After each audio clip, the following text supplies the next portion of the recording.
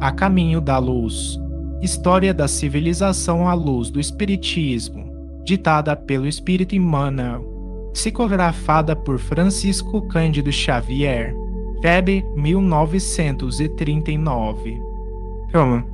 Temas abordados: o povo etrusco, primórdios de Roma, influências decisivas, os patrícios e os plebeus, a família romana, as guerras e a maioridade terrestre. Nas vésperas do Senhor. O povo etrusco, reconhecendo as dedicações ao trabalho por parte de todos os espíritos que se haviam localizado na Itália primitiva, então dividida em duas partes importantes, que eram a Gália Cisalpina e a Magna Grécia, ao norte e ao sul da península, os prepostos e auxiliares de Jesus projetam a fundação de Roma, que se ergueu rapidamente, coroada de lendas numerosas, para desempenhar tão grande papel na evolução do mundo. A esse tempo, o Vale do Pó era habitado pelos etruscos 44, que se viam humilhados pelas constantes invasões dos gauleses. De todos os elementos que formaram os ascendentes da Itália moderna, eram eles dos mais esforçados, operosos e inteligentes. Nas regiões da Toscana, possuíam largas indústrias de metais, marinha notável, destacado progresso no amanho da terra e, sobretudo, sentimentos evolvidos que os faziam diferentes das coletividades mais próximas. Nota 44. Etrusco, povo da Etrúria, província italiana, atual Toscana. Acreditavam na sobrevivência e ofereciam sacrifícios às almas dos mortos, venerando os deuses cujas disposições, em cada dia, presumiam conhecer através dos fenômenos comuns da natureza.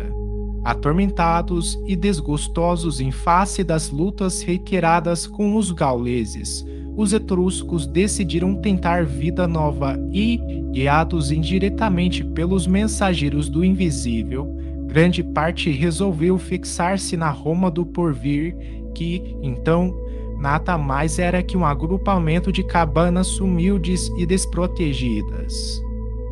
Primórdios de Roma. Defendida naturalmente pelo adensamento constante de população, a cidade mergulhou as suas origens numa corrente profunda de histórias interessantes e maravilhosas, onde as figuras de Enéas, de Reia Sílvia, de Rômulo e Remo assumiram papel saliente e singularíssimo. A verdade, porém, é que os etruscos, em grande maioria, edificaram as primeiras organizações da cidade, fundando escolas de trabalho, transportando para aí as experiências mais valiosas dos outros povos, criando uma nova terra com o seu esforço enérgico e decidido.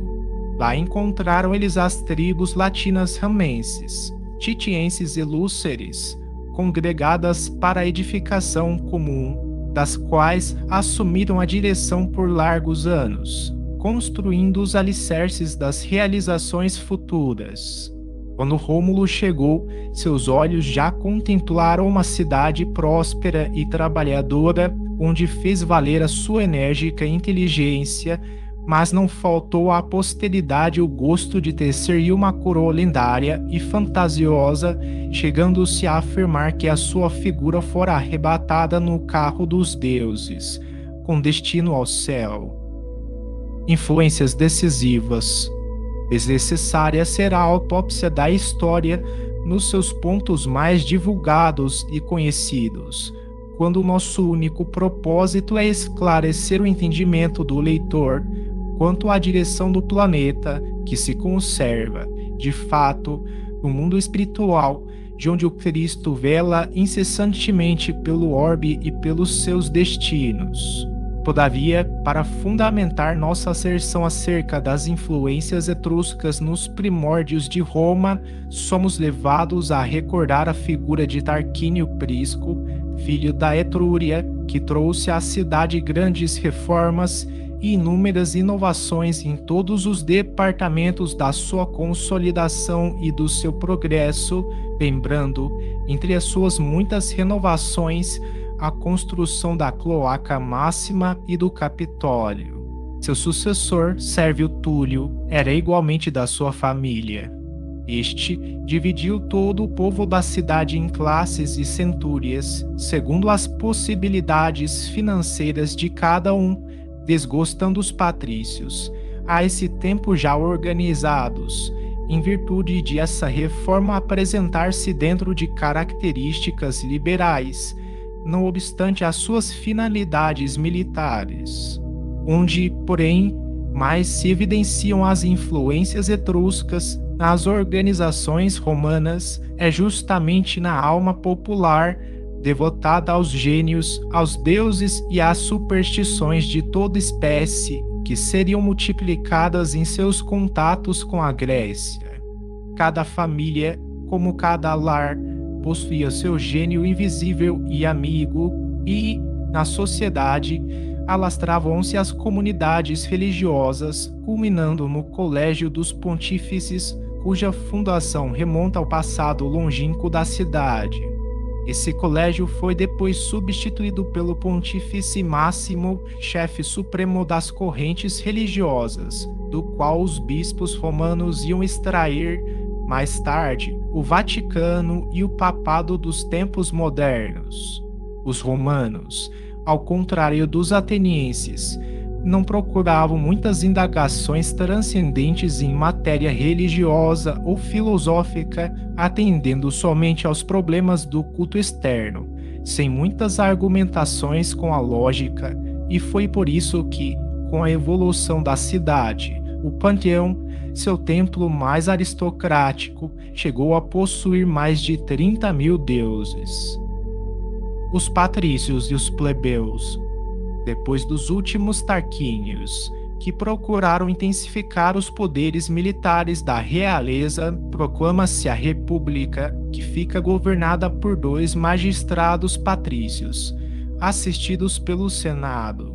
Grandes medidas são executadas para consolidar a supremacia romana, mas as classes pobres, oprimidas pelas mais ricas, que gozavam de todos os direitos, revoltaram-se em face da penosa situação em que as colocavam as possibilidades da ditadura preconizada pelos senadores, em casos especiais com poderes soberanos e amplos em todas as questões da vida e morte de cada um. Inspirados pelas forças espirituais que os assistiam, os plebeus em massa abandonaram a cidade, retirando-se para o monte sagrado, mas os patrícios, examinando a gravidade daquela atitude extrema, lhes enviam Menênio Agripa, cuja palavra se desincumbe com felicidade da diligência que lhe fora cometida, contando aos rebeldes o apólogo dos membros e do estômago, que constituem, no mecanismo de sua harmonia, o perfeito organismo de um corpo. A plebe concorda em regressar à cidade, embora impondo condições quase que restritamente aceitas. Os tribunos da plebe inauguram, então, um período de belas conquistas dos direitos humanos, culminando na lei canoleia, que permitia o casamento entre patrícios e plebeus, e com a lei ogúnia, que conferia a estes últimos as próprias funções sacerdotais. A família romana. Muito poderíamos comentar à margem da história, mas outros são os nossos fins, considerando-nos no dever de salientar aqui as sagradas virtudes romanas, na instituição do colégio da família, em muitas circunstâncias superior ao da própria Grécia, cheia de sabedoria e beleza. A família romana, em suas tradições gloriosas, está constituída no mais sublime respeito às virtudes heróicas da mulher e na perfeita compreensão dos deveres do homem ante os seus sucessores e os seus antepassados. Lembrando-nos de Roma no seu áureo período de trabalho, e enche-se-nos o olhar de lágrimas amargas. que gênio maldito imiscuiu-se nessa organização sublimada em seus mais íntimos fundamentos, devorando-lhe as esperanças mais nobres, corrompendo-lhe os sentimentos, relaxando-lhe as energias. Que força devastadora derrubou todas as suas estátuas gloriosas de virtude! Debalde, a mão misericordiosa de Jesus desceu sobre a sua fronte, levantando-a de quedas tenebrosas, antes dos tristes espetáculos do seu arrasamento. Os abusos de poder e de liberdade dos seus habitantes fizeram do ninho do amor e do trabalho um amontoado de romarias, afundando-o no mar de lodo sanguinolento. As guerras e a maioridade terrestre. Em breve, porém, a família romana, cheia das tradições de generosa beleza, foi dilacerada pelos gênios militares e pelos espíritos guerreiros. O progresso incessante da cidade formava tendência geral ao expansionismo em todos os domínios. Entretanto, os pródromos do direito romano e a organização da família assinalavam o período da maioridade terrestre. O homem com semelhantes conquistas estava a desferir o voo para as mais altas esferas espirituais. As legiões magnânimas do Cristo aprestam-se para as últimas preparações de seus gloriosos caminhos na face do mundo. O Evangelho deveria chegar como a mensagem eterna do amor, da luz e da verdade para todos os seres. Todavia, a liberdade pessoal e coletiva é respeitada pelo plano invisível e Roma não se mostra digna das numerosas dádivas recebidas. Em vez de estender os seus laços pela educação e pela concórdia, deixa prender-se por uma legião de espíritos agressivos e ambiciosos, alargando a sua influência pelo mundo com as balistas e catapultas dos seus guerreiros. Depois das conquistas da península, empreende a conquista do mundo, com as guerras púnicas, terminando por submeter todo o Oriente, onde também se encontrava a Grécia esgotada e vencida. Os enviados do Cristo harmonizam esses terríveis movimentos no Instituto das Provações necessárias aos indivíduos e aos seus agrupamentos. Todavia, a realidade é que Roma assumia igualmente as mais pesadas responsabilidades e os mais penosos débitos diante da justiça divina. Suas águias vitoriosas cruzam, então, todos os mares. O Mediterrâneo é propriedade sua e o Império Romano é o império do homem, ouvindo-se a voz diretora de um só homem para quase todas as regiões povoadas da terra. Nas vésperas do Senhor, as forças do invisível, porém, não descansaram. Muitas lágrimas foram vertidas no alto em vista de tão nefastos acontecimentos. O Cristo reúne as assembleias de seus emissários. A terra não podia perder a sua posição espiritual depois das conquistas da sabedoria ateniense e da família romana.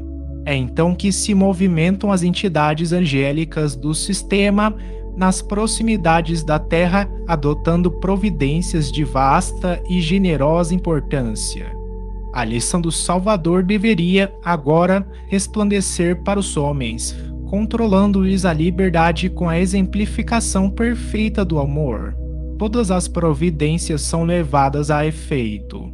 Escolhem-se os instrutores, os precursores imediatos, os auxiliares divinos. Uma atividade única registra-se, então, nas esferas mais próximas do planeta e, quando reinava Augusto, na sede do governo do mundo, viu-se uma noite cheia de luzes e de estrelas maravilhosas. Harmonias divinas cantavam um hino de sublimadas esperanças no coração dos homens e da natureza. A manjedoura é o teatro de todas as glorificações da luz e da humildade, e, enquanto alvorecia uma nova era para o globo terrestre, nunca mais se esqueceria o Natal, a noite silenciosa, noite santa.